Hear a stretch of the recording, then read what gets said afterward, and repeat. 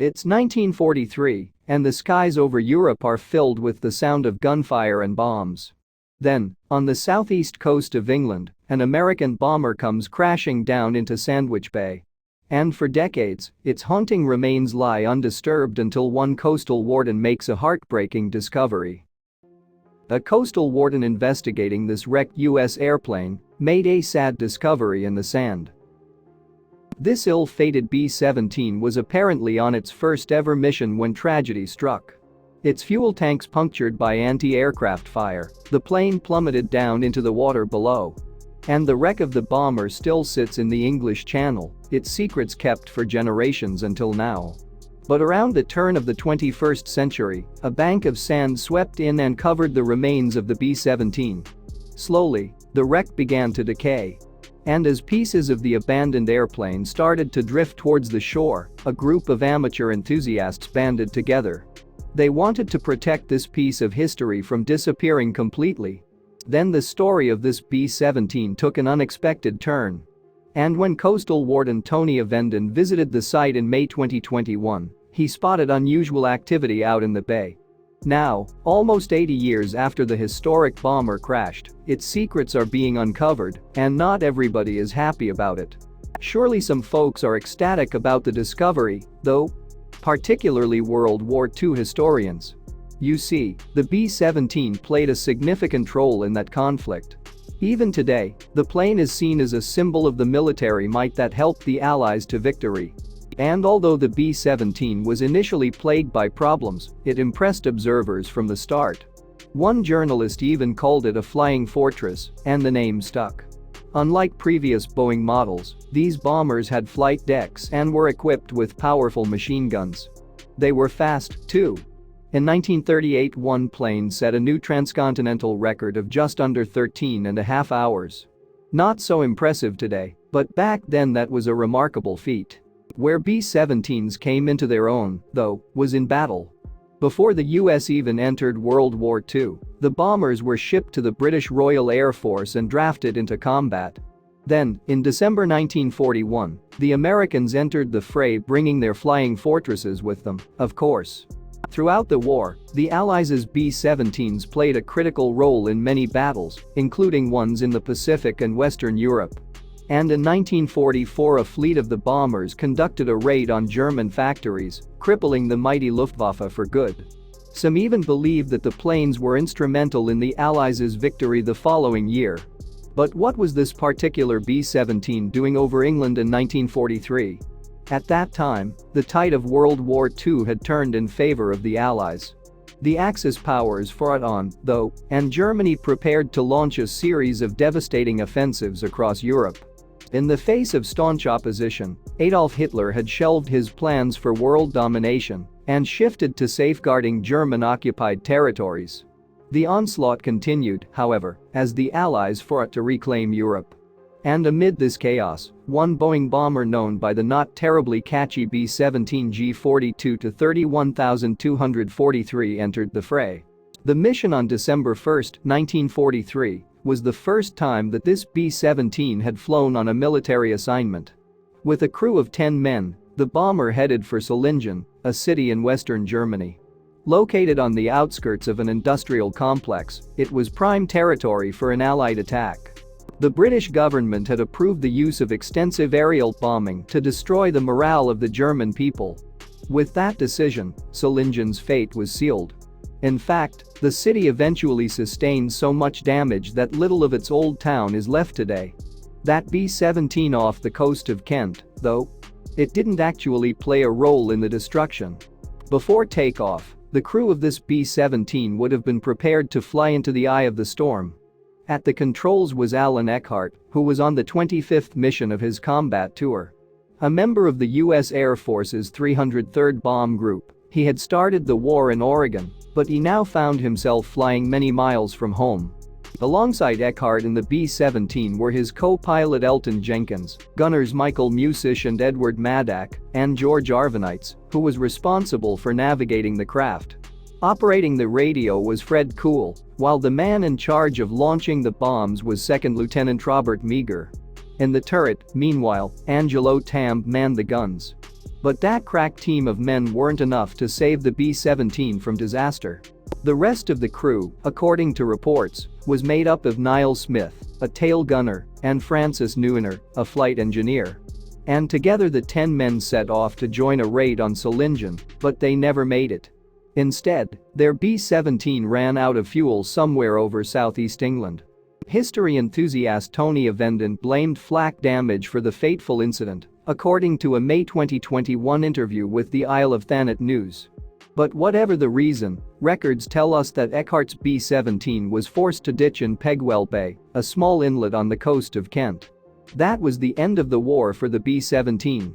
And less than 2 years after Eckhart and his crew crash-landed in the English Channel, the brutal conflict finally came to an end. Slowly, the scars of battle began to fade, but the bomber in Pegwell Bay remained where it had crashed. Over time, the landscape of an area known as the Sandwich Flats shifted, smothering the wreckage in a layer of sand. And by the time the remains were uncovered once more, the B-17 had severely corroded. But the site remains one of pilgrimage for amateur historians, especially ones with a passion for World War II aircraft. Recently, though, this particular wreck has been giving up the secrets that it has kept for generations. As the fuselage continues to decay, the tide has been carrying parts of the plane back to shore, where folks like Avendon collect them. And on one such excursion, Avendon uncovered a heartbreaking truth about the historic remains. Could it really be? So what happened to Eckhart and the rest of the B-17's crew? Thankfully, unlike many of their fellow airmen, they did not meet with an unfortunate fate. Instead, they were plucked from the water and taken to the nearby RAF Manston by a British Air Sea Rescue team. Then the 10 men who set out for Solingen were assigned other missions and duties. All the while, their faithful bomber was left to rot in the English Channel. Now it appears to be little more than a few scraps of metal half buried in sand. But Avendon and his fellow enthusiasts know that all manner of treasures lie just beneath the surface. Even if someone's done their best to spoil them. Yes, someone took it upon themselves to strip the wreck of these treasures. Speaking to the Isle of Thanet News, Avendon said, "A few days ago I saw someone out by the B-17. He was in the water pulling at something in the fuselage area. Nearby was a small 4-wheel trolley. When he saw me, he walked off." On closer inspection, it seems, the man had been removing objects from the bomber and was about to take them away from the site. Avendon added, "Looking in his trolley, I could see B-17 items and lumps of concretion he had been picking up from the debris field." So, the concerned Coastal Warden reported the incident to the authorities. Unfortunately, it's not the first time that the wreck has been ravaged by scavengers. Back in 1999, according to the Isle of Thanet News, an official excavation was planned to study the remains of the bomber. But before it could take place, looters struck. Although reports do not cover exactly what these looters took, it was the beginning of a decline for this historic wreck. And while the authorities were able to recover some of the stolen objects, others were seemingly lost for good. Before more opportunists could move in, however, the sands of Pegwell Bay swept in. That meant the wreck was effectively given protection from looters, if not from the ravages of nature. But it soon re-emerged from the sand. Speaking to the Isle of Thanet News, Avendon said, "About 5 years ago, the sand uncovered the site, revealing what was left of the structure. That being the wings, 2 remaining nacelles without the engine, and a debris field in the area where the fuselage once was. In fact, it resembled a demolition site. And that wasn't all." Avendon added, "The elements started to take their toll on the site, with items coming ashore and also appearing in the intertidal zone." Concerned about the state of the wreck, the Coastal Warden acquired an official permit to collect any rogue artifacts that might wash up in Pegwell Bay. But Avendon had his work cut out for him. Keen to get some assistance with his self-appointed mission, the Warden started the Sandwich Bay B-17G group on Facebook. And as of July 2021, it boasted almost 600 members, all dedicated to preserving the history of this historic plane. "I started the Sandwich Bay B-17 group to get more people involved both locally and internationally," Avendon told the Isle of Thanet News. "The networking proved to be a great help, especially with identification. Yes, thanks to the assistance of members around the world, several artifacts have been catalogued and preserved. What happened after those precious treasures were discovered? Well, Avendens revealed all. As I found items, I would start the conservation process by soaking them in a light solution of citric acid, he said. I would inform the receiver of wreck of my find, who would issue paperwork for the reported items. Once I had the correct paperwork, I would then transfer them to the RAF Manston History Museum to complete the conservation process. But Avendon recently began to notice that items were disappearing from the wreckage of the B-17. He said, "At first I thought this was due to the tide, but it was after 2 COVID lockdowns that I noticed something didn't seem right, as visits to the site were not as regular. What on earth was going on? I noticed areas of solid structure were missing around the right wing," Avendon continued. 2 Tokyo tanks have gone along with pipes and wiring. There is evidence of tampering and disturbance of concreted items in the debris field. I was coming to the conclusion that someone had taken items off the site in a big way. Had the looters returned to Pegwell Bay? Avendon believed that he caught someone red-handed while he was keeping an eye on the remains of the B-17. He initially believed that the suspicious man was a member of his group until he spotted him tugging away at the fragile fuselage. But the man left the scene when he realized that he was being watched, according to Avendon. He'd left behind a trolley loaded with items from the B-17, suggesting that the Coastal Warden's suspicions were correct. And history enthusiasts are concerned that the wreck could face even further damage. There is now enough evidence to suggest the site is at risk not so much from small souvenir hunters, but collectors motivated by greed, Avendon explained. The area may not look much, but there are still some very significant aviation archaeological items remaining, like a perfectly preserved tire and landing gear of the left wing.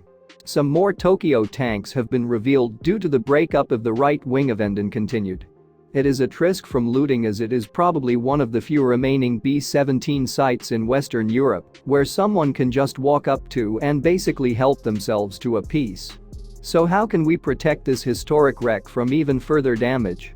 Well, according to Avendon, the right approach is to raise awareness of the crash site rather than leaving it neglected and vulnerable to damage. He has also made the authorities aware of the worrying incident that he witnessed in Pegwell Bay. An investigation into the looting is ongoing. And if caught, the perpetrator could be in real trouble. According to the Services Archaeology and Heritage Association, the crash site is classed as a protected place. That means it is illegal to enter the wreck or tamper with it in any way. But there is some good news. You see, the police may be a step closer to catching the man responsible for looting the B-17. On June 20, 2021, they released a photograph of an individual wanted for questioning in connection with the case. And Avendon may yet see justice done. In a June 2021 interview with the Daily Mail, he said, "It's just so wrong, it's stealing our heritage. For your typical B-17 collector, that site is an Aladdin's cave. When I find things in the bay, I conserve our heritage." The suspect is stealing it, taking it for personal gratification. Will the perpetrator strike again? Avendon hopes not. Maybe they'll head to another wreck, just 40 miles or so from the B-17's final resting place. But any looters hoping to get their hands on the SS Richard Montgomery's treasures should really think twice. They may not escape with their life. The SS Richard Montgomery was an American cargo ship that was constructed back in 1943. The following year it was sent over to Britain, where it was then due to travel towards France. It never made it that far, however, because it ended up getting stuck in a sandbank in the Thames estuary. This was a calamity with immediate and severe consequences. The ship began to break apart, meaning that it quickly became clear it couldn't be saved. So an operation was launched to remove the ship's cargo in time before it sank. But the team charged with the job was unable to clear out the vessel before parts of it became submerged. The ship soon sank, eventually coming to rest at the bed of the river. But a great deal of its cargo had stayed on board, and now nobody could retrieve it. It would stay there, stuck in the Thames estuary, right up to our present day. In fact, if you looked out at the right spot, you'd see the vessel's mast sticking out from the water. You might wonder why nobody's ever made an attempt to salvage this old ship, given that it's been there for so many decades now. But the truth is that retrieving the ship is far too risky for anybody to attempt. And that has everything to do with the extraordinarily destructive cargo that remains on board to this day. The SS Richard Montgomery was built as World War II continued to rage across the globe. It was produced by a company in Florida, which also made more than 2,700 other vessels of the same class. These boats were intended to help with the Allies' war effort by transporting essential cargo from place to place. This particular vessel had been named after an Irish soldier who fought for the British Army. Richard Montgomery the man saw a lot of action in North America during his time, most notably in Pontiac's War and the French and Indian War. He later took on a leadership role for the Continental Army as the Revolutionary War unfolded, which ultimately led to his death. The ship that was later given Montgomery's name left America in 1944, burdened with a significant cargo. It set out towards Britain, with the stop after that intended to be France. The first part of the journey went off without a hitch, as the vessel made it to the Thames estuary. From there, though, things started to go badly wrong. On August 20, 1944, the SS Richard Montgomery ran into some serious trouble. As it was sailing through the Thames estuary, the ship's anchor started to drag along the bed beneath it. This proved disastrous, and the entire vessel ended up becoming firmly trapped in a sandbank. And things weren't going to get any better. With the Richard Montgomery now totally stuck in the estuary, it was quickly decided that its cargo should be removed. Teams of people set about doing this, but the integrity of the vessel was always worsening as they worked. It soon started to crack open, allowing lots of water to gush in. The salvage mission did have some success, however, because roughly 50% of the load had been retrieved from the sinking ship by September 25. But that was the best that could be done. With the other half of the cargo still on board, the Richard Montgomery became almost totally submerged. So attempts to get any more stuff off the vessel were called off. Thus the SS Richard Montgomery sits in the Thames estuary to this day, not far from a town called Sheerness in the county of Kent. It's even possible to see the wreck from land, as its masts actually poke out of the water. You'd imagine that all of the 12,000 inhabitants of Sheerness, then, are more than familiar with the sunken ship. But those residents might be forgiven for feeling more than a little uneasy about their town's proximity to the vessel. The SS Richard Montgomery was, after all, transporting a dangerous hull when it became trapped in the sandbank all those decades ago. In short, it was loaded with thousands of tons worth of explosives. It might seem crazy that a sunken ship containing so many explosives would be left to rot for so long, especially without some kind of resolution. The thing is, though, there's actually a pretty negative precedent for this sort of thing. In 1967 efforts were made to remedy a similar situation, but the meddling caused the sunken ship to explode. The ship in question was the SS Kiels, which was transporting munitions from England to Germany in 1946. Along the way, the ship ran into trouble and ended up sinking. It remained in place for 2 decades before efforts were made to finally remove all the explosive materials on board. But this move directly led to the keels blowing up. And the resulting explosion was so intense that it actually registered as an earthquake as far as 5,000 miles away. Plus it left a massive crater, said to measure over 150 feet in length, almost 70 feet in width, and around 20 feet in depth. This gives you an idea of just how powerful that blast had been. It turns out that this explosion was directly caused by those charged with dealing with the wreck. Because during that period in the mid-1960s, it was actually standard practice to blow up shipwrecks to clear them from waterways. But in this case it was underestimated how much explosive material was still on board. So the explosion was way bigger than those responsible had expected. Oops. Thus the sheer impact that unfolded with the SS Kiels served as a stark warning to those trying to figure out what to do with the Richard Montgomery. This led to decades of inaction, meaning that to this very day the ship remains in place. And it still has all those explosives on board. More than 75 years after it sank to the bottom of the Thames estuary, the Richard Montgomery is still a huge threat. In theory, the ship's load could go off at any moment, especially if it's interfered with. So the wreck and the area immediately close-by have been clearly highlighted with warnings. Estimates suggest that the SS Richard Montgomery is home to something like 1,400 tons worth of explosives today. This total is made up of different varieties of munition, some of which are presumably more powerful than others. Taken together, though, their combined destructive potential is extremely worrying. If something were to spark these explosives, the resulting damage would be absolutely devastating. According to experts' projections, the blast would initially cause a small tsunami that would sweep through the area at a height of up to 16 feet. As you can imagine, this would lead to severe floods on land. Aside from the intense floods, the explosion would reverberate through any nearby urban areas, such as Sheerness. Windows would smash because of the vibrations, with potentially horrifying consequences for anybody standing close by. Plus, shipping in the area would be severely disrupted, which itself would have an economic impact. Naturally, authorities wish to avoid such a grim scenario from ever unfolding. That's why the wreck is regularly monitored, with risk assessments trying to keep a handle on the situation. According to such evaluations, the main danger is that the Richard Montgomery could shift so dramatically that it goes off. The wreck could move for a variety of reasons. For example, another ship sailing through the Thames estuary could drift off course and smash into it. Or the vessel could move as it deteriorates further. After so many decades underwater, the ship is hardly in the best shape these days. In the immediate decades following the SS Richard Montgomery's grounding, risk assessments were conducted by divers swimming around the wreckage.